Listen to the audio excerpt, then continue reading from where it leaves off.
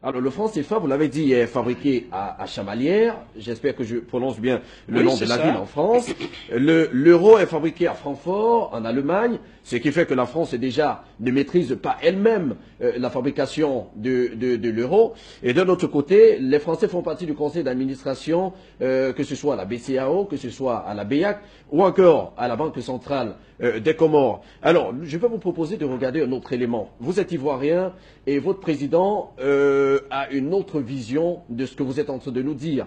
Nous allons regarder cet élément de Alassane Dramane Ouattara, son excellence Alassane Dramane Ouattara, qui se retrouvait sur un plateau de TV5 Monde, un plateau international, avec le concours de la réalisation. On va regarder cet élément et on revient juste après. On parle de plus en plus, et on en a parlé notamment à Deauville, même si ce n'était pas au programme de Christine Lagarde comme future directrice générale du FMI. Vous trouvez que c'était une bonne candidature? Vous avez été directeur général adjoint. Je soutiens à fond Mme Christine Lagarde. Elle sera un excellent directeur général pour le Fonds monétaire international que je connais bien. Est-ce que le fait justement d'avoir été directeur général adjoint du FMI facilite vos contacts pour justement une relance de l'économie ivoirienne? Ah ben, tout à fait, c'est quand même un monde que je connais bien. J'ai eu le privilège d'y avoir fait de nombreuses années, pas seulement en tant que directeur général adjoint, mais en tant que directeur Afrique. Et, je pense que cela va aider la Côte d'Ivoire. Pour le maintien du franc CFA, c'est un signe aussi de dépendance par rapport à la France. Monsieur, non, ben, je pense que vous avez des vieux clichés. Ce n'est pas un signe de dépendance. J'ai été gouverneur de la Banque centrale. J'ai jamais eu un Français dans mes bureaux à la Banque centrale. Ce sont de faux clichés. La monnaie, donc CFA est une monnaie indépendante, gérée par les Africains, avec une parité fixe que nous avons choisie, que nous pouvons abandonner si nous le souhaitons, mais c'est dans l'intérêt de ces pays. Sans la parité fixe, les populations seraient plus pauvres aujourd'hui. Il y aurait une inflation galopante, surtout avec la crise ivoirienne. Donc arrêtons les vieux schémas. Voilà, les vieux clichés. Ce sera le mot de la fin. Vous tordez le cou à des vieux clichés. Voilà. Alors, il faut en sortir avec ces vieux clichés, ces réseaux, ces termes que apparemment de France-Afrique, des choses qui n'ont rien à voir avec la réalité du quotidien des Africains. Les Africains, nous voulons faire en sorte que l'Afrique se porte mieux, que les Africains puissent profiter de la mondialisation et que l'Afrique se modernise de plus en plus et de mieux en mieux pour le bien de tous les Africains. Ce sera vraiment le mot de la fin. Voilà. Il me reste à vous remercier d'avoir été notre invité exceptionnel. Voilà. Merci à vous deux. Merci. D'accord, il est très clair dans ses propos, le président ivoirien actuel, le président Alassane Dramane Ouattara, qui, pour lui, le franc CFA, finalement, c'est peut-être une bonne manne pour les Africains, surtout de la zone francophone, qui ont pour objectif, en tout cas, d'adopter cette monnaie pour permettre, il a dit, une bonne parité et plusieurs autres choses que vous comprenez certainement mieux que nous. Mais d'un autre côté, on sait qu'il est économiste comme vous, et donc il a étudié dans de très grandes écoles. Est-ce que vous pensez que c'est fortuit ce qu'il vient de déclarer? Bien, je ne vais pas rentrer dans un débat frontal avec monsieur le chef de l'État. On demande juste votre appréciation. Non, c'est-à-dire que je suis là pour expliquer aux Africains ce qui est. Le principe de la fixité des partis, ça veut dire quoi? Lorsque vous avez 1 euro, on vous donne toujours en arrondissant 656 francs CFA. Ça ne change pas. Qu'est-ce qu'il y a derrière? D'abord, on fait comprendre aux Africains que c'est une bonne chose. Lorsque le principe de la fixité existe, ça veut dire que vous êtes dépouillé de l'arme monétaire.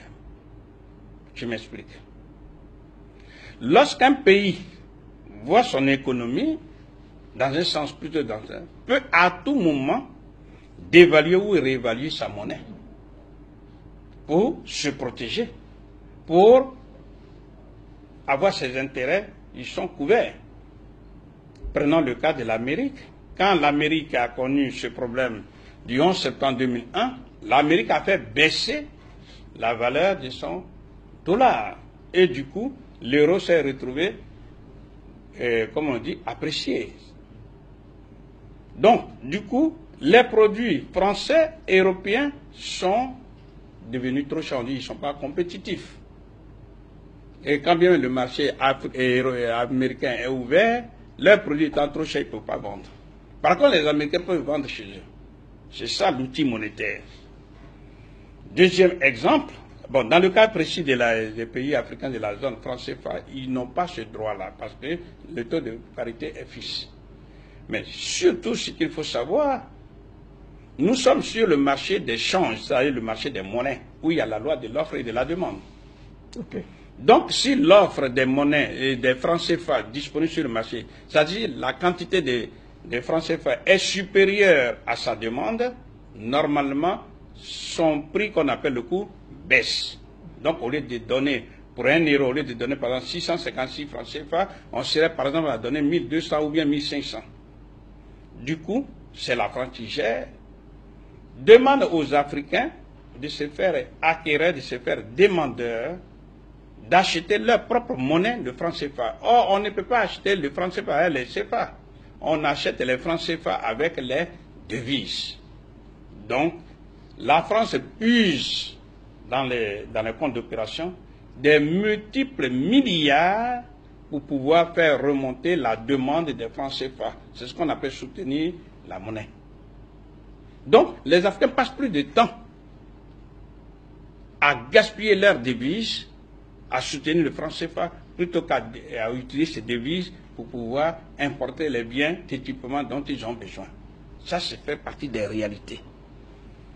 Autre chose, toujours sur le problème de la fixité des parités. Okay. Vous voulez avoir une monnaie forte, n'est-ce pas? Eh bien, il y a ce qu'on appelle d'abord une surévaluation de la monnaie locale, comme le franc CFA. Puisque le franc CFA est surévalué, donc les produits africains deviennent trop chers. On dit qu'ils ne sont pas compétitifs.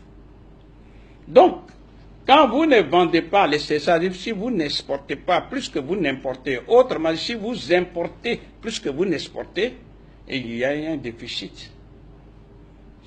Au total, en simplifiant, il y a un déficit de la balance des paiements.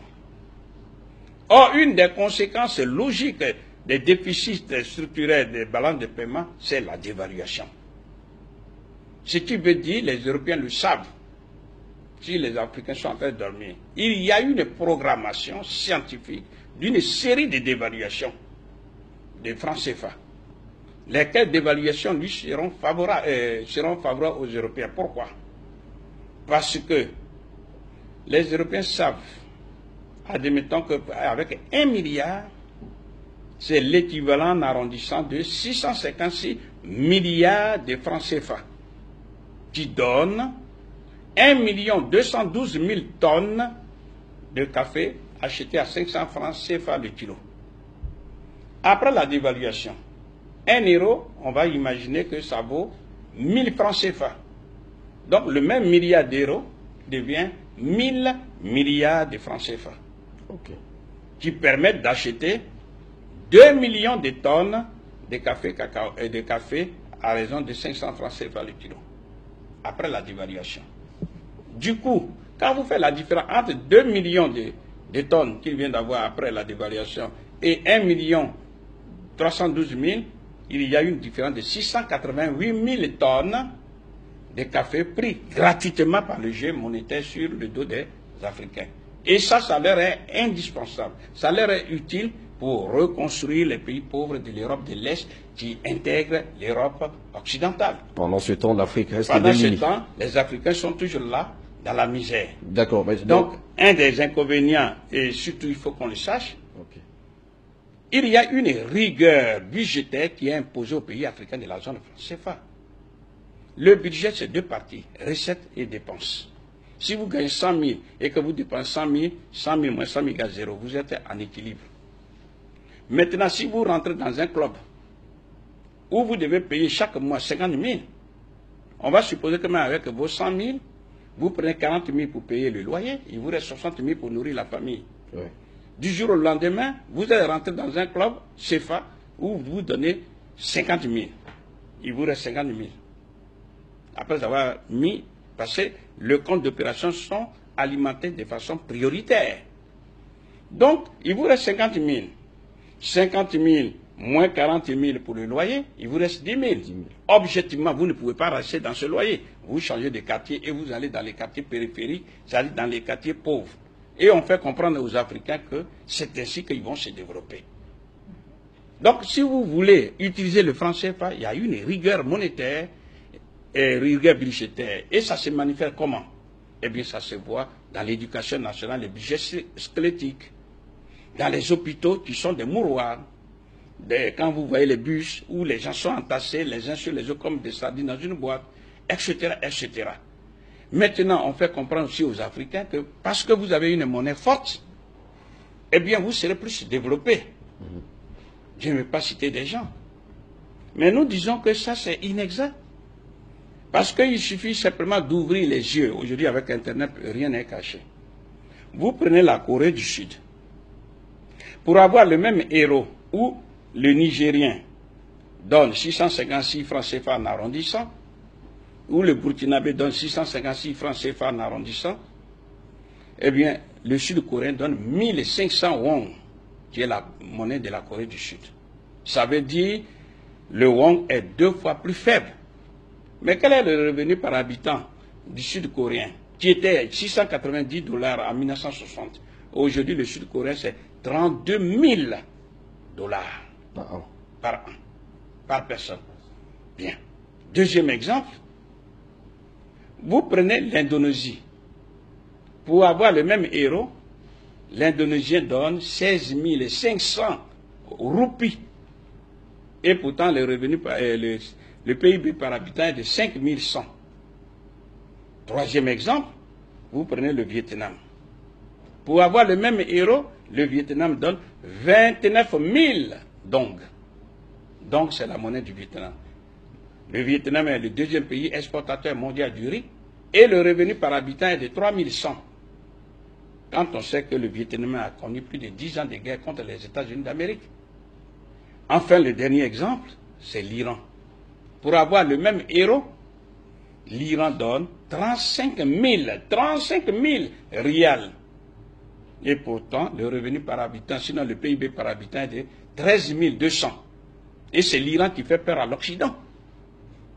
Vous voyez, on peut multiplier plein d'exemples comme ça. Et pourtant, nous, quand on dit c'est 35 000, ça veut dire que le riel est 52 fois plus faible que le franc CFA. Mais qui est au bas de l'échelle? C'est le Niger, c'est le Mali, le Burkina, en un mot, les pays de la zone franc CFA. D'accord, alors la conclusion, c'est quoi? Ce que je suis en train de dire, c'est que lorsque les Africains refusent obstinément, parce que être accolé à l'euro, qui fait gonfler artificiellement l'euro, le franc CFA, ça donne un droit de regard des Européens sur les économies africaines au même titre que la France. C'est-à-dire, on se retrouve à la conférence de Berlin où les Européens ont pu partager l'Afrique dans leurs propres intérêts. Donc, nous sommes en train de dire que les Africains doivent faire maintenant attention. Parce que tout ce qui est mis en place, si nous ne voulons pas réfléchir par nous-mêmes et que nous continuons à marcher dans ce chemin-là, on va directement dans le sous-développement, non pas dans... Nous ne serons pas des pays en voie de développement, mais en voie de sous-développement. Et l'Afrique, demain, c'est 2 milliards de personnes à nourrir. Dans 36 ans, c'est-à-dire en l'an 2050. Ça veut dire qu'il faut prendre sur soi la responsabilité de réfléchir autrement. Parce que tout le système qui est mis en place, que ce soit au niveau des comptes d'opération, le principe de la fiscalité des parités, tout comme le principe de la libre convertibilité dont on vient de parler, tout ça, et peut-être que vous allez nous permettre d'en parler, le principe de la libre transférabilité des capitaux de la zone franc vers la France, tout ça, ça converge vers un même but, enrichir la France et appauvrir les Africains. C'est ça que les Africains doivent comprendre. Parce que ceux qui sont au pouvoir, il faut quand même dire un mot. Nous sommes dans un système néocolonial tout comme un salarié ne peut pas aller renvoyer l'employeur. Vous êtes bien d'accord? Vous êtes un simple salarié. Vous ne pouvez pas vous rebeller contre l'employeur. Oui. Sinon, il vous renvoie. Mais c'est la même chose. C'est un système, on appelle système, un ensemble d'éléments liés les uns aux autres et qui concourent tous vers un même objectif. Donc, il suffit de déplacer le maillon et puis le système ne fonctionne pas. Donc, quel que soit l'individu, je dis bien quel que soit l'individu qui prend le pouvoir dans ce système, il a un premier devoir, c'est de se soumettre à l'employeur de l'Élysée. Alors, nous accueillons quand même sur ce plateau Son Altesse Royale Isaka Ekwala Isaka. Bonsoir et bienvenue. Bonsoir Tony, merci. D'accord, la question je vous la pose directement, puisque vous êtes déjà, on sait que vous convergez vers cette idée-là. Alors, est-ce que vous pensez qu'en enterrant le franc CFA et en créant une nouvelle monnaie dans la zone franc, ou alors dans les pays francophones et la Guinée équatoriale et les Comores qui sont concernés, on pourra véritablement atteindre l'objectif qu'on veut se fixer? Pourquoi pensez-vous que ce soit impossible? Puisque nos voisins, déjà le Nigeria, ont leur monnaie, même le Congo, RDC avait le Zaïre dans le temps. Je ne réponds pas, je trouve que c'est une question simpliste. Je veux dire que j'ai certainement la même indignation que Parfait Ndom. Je suis ahurie quand j'entends Ado, le chef d'État ivoirien, Alassane Ouattara, qui dit au contraire, le franc CFA, avec une parité fixe, va sortir les Africains de leur pauvreté. Mais c'est un grand fonctionnaire de la Banque mondiale, c'est un directeur de la Banque mondiale qui, FMI, machin, Bretton Woods, c'est pareil. Donc, qui peut dire ça à partir du moment où il sait que ce n'est pas nous qui battons cette monnaie, nous ne la fabriquons pas, elle nous est imposée, mais il trouve quand même que les impérialistes qui fabriquent cette monnaie, qui nous l'imposent, elle nous sortira de la pauvreté. Je ne sais pas du tout qui, de lui, de moi ou des autres Africains, est complètement, je ne sais pas, fume le tapis, je ne sais pas. C'est à se poser des questions.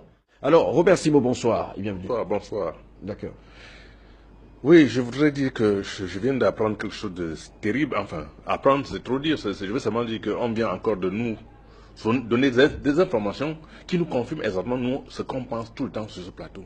À savoir qu'il y a des panafricanistes, félons, petits bourgeois, réactionnaires, qui sont à la tête des États africains et qui nous tirent par le bas. Ce que je viens d'apprendre ce soir, c'est inimaginable. À un moment, on se disait que oui, on se souvient, mais monsieur est venu ce soir confirmer ce qu'on pense de lui. Ça veut dire que c'est quelqu'un qui est là à la solde des Français, qui n'est pas au service des Africains, et c'est malheureux. Je dis encore une fois, ce soir, je suis dépassé par les événements. C'est-à-dire que le professeur vient de me boucher un coin. Et monsieur Ouattara vient de confirmer à haute voix ce qu'on a toujours pensé de lui. C'est-à-dire que c'est l'ouvrier, c'est-à-dire, je ne peux pas comprendre, c'est inimaginable. Ce que j'ai appris ce soir, je n'en crois pas mes oreilles. Vous imaginez que le peuple africain en entier, ce sont les esclaves de la France après 600 ans. Ça veut dire qu'on est maintenu en esclavage jusqu'aujourd'hui. À cause de quelques chefs d'État qui, à cause de leur posture, pensent qu'ils peuvent maintenir tout un État, 16 pays en esclavage. Ça veut dire que nous, nos enfants vont être des esclaves, nous sommes des esclaves, nos générations seront des esclaves, et on va continuer comme ça pour faire plaisir aux Français. De grâce, je dis encore une fois, nous savons ce qui s'est passé en Libye, nous avons vu ce qui s'est passé au Mali, nous voyons ce qui se passe en Côte d'Ivoire, nous voyons ce qui se passe en Centrafrique. Il faut qu'on arrête un peu.